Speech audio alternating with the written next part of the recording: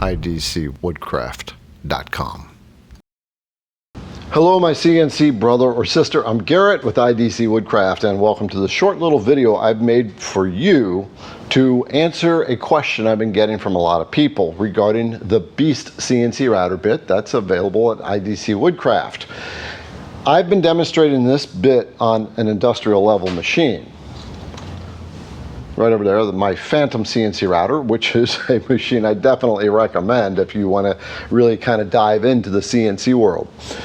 But I've been running this at 1,000 inches per minute, 1 inch deep, 80% step over on maple, a relatively hard wood, and it doesn't even know it's there. But there are other machines out there, like the Longmill Benchtop unit, or Onefinity and Millwright, and some of the other brands.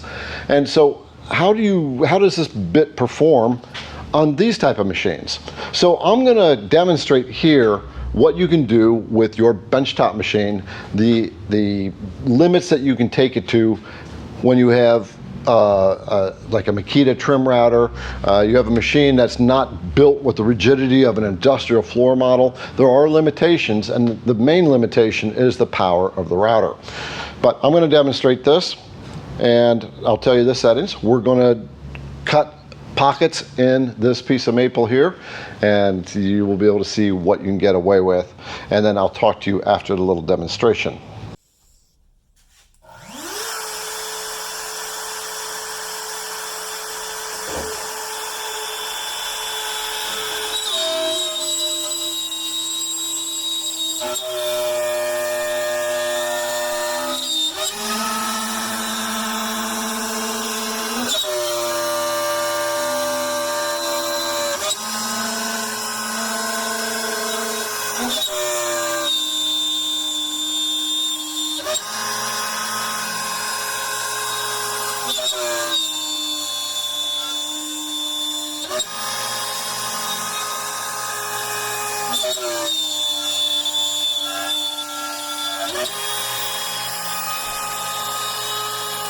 Now the reason you see these little strips in here is because we are actually overworking the physical limits of the machine.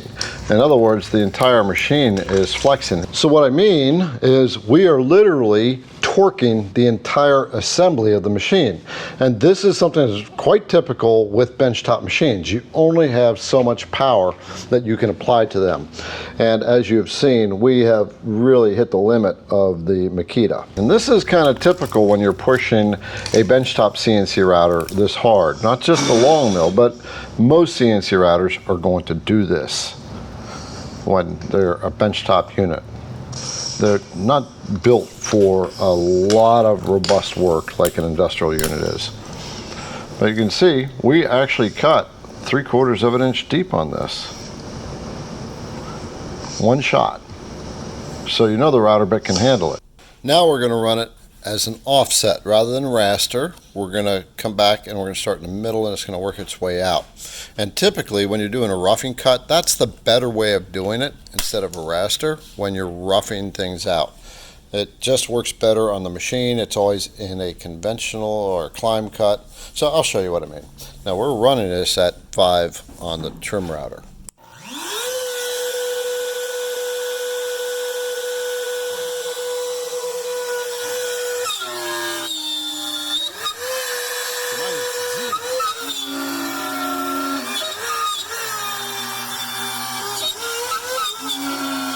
I'll explain that in just a minute.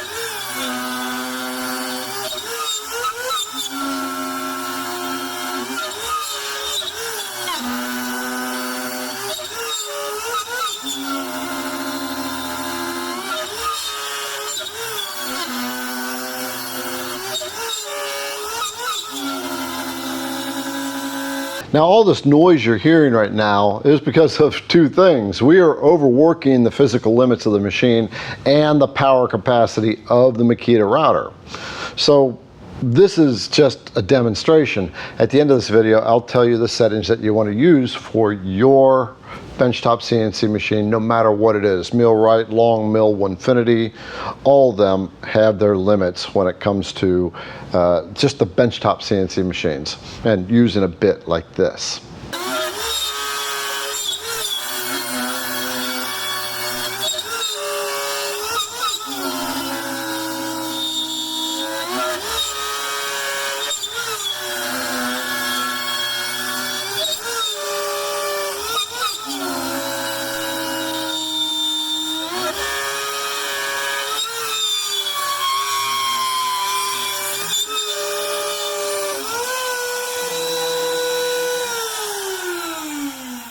The reason we had that dig there is because I had my Z set at improperly. It was already set like a 1/4 inch deep, because the original one here was supposed to be 1/2 inch, but we are at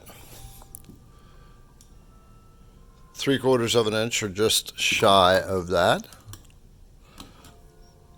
So we're cutting pretty deep. You could tell it was bogging down the router. We have reached the limit of what this router can do. This was done in 1 minute and 20 seconds. All right, so we've run these 2 pockets here. This was a raster cut, and you saw that it left little pieces there. And that's because I was pushing very hard, actually starting to push the physical limits of the machine itself. And then I did the offset cut there, and you can see I actually cut into a nail. The beast just kept on going. So the whole intention behind this is just to rough that material out really fast, not leave a clean cut, and then you'll just come in behind with your regular CNC bits, your down cut or your up cut. So the settings I ran this thing at was 100 inches per minute. Initially I was meaning to go 1/2 inch deep, but I had my Z setting wrong, so we went 3/4 inch deep, and you saw that I was working this router, kind of getting to its limits, but it did perform. This router bit did perform at 3/4 inch. So the settings that you want to work with this is no more, on your benchtops, is no more than 3/4 inch deep. I would recommend 1/2 inch deep with maybe an 85 to 90 inches per minute. I would go with an 80% step over. That's what this is designed to do. And if you feel like the machine that you have is starting still bogging down, then you may want to bring those numbers down a little bit more. The good thing with this is it's a super robust bit. You can't break it, especially with a machine like this. So I hope that this video, this little short video, demo video, is helpful for you, but you can see how quickly, just I want to reiterate, 1.5 minutes and it cleaned these out. When you do that with your standard up bits, down bits, you're working with 40% step over, 60 inches per minute, and it takes 2, 3, 4, 5 times longer. And that's the intention of this, is to make those jobs go a lot faster and to spare those other bits, because this is your workhorse, right? This is the one that's doing all the heavy lifting to get all that material out of there, and this can handle it much better than your other bits, and it'll spare the life of your regular upcut, downcut compression bits and what have you.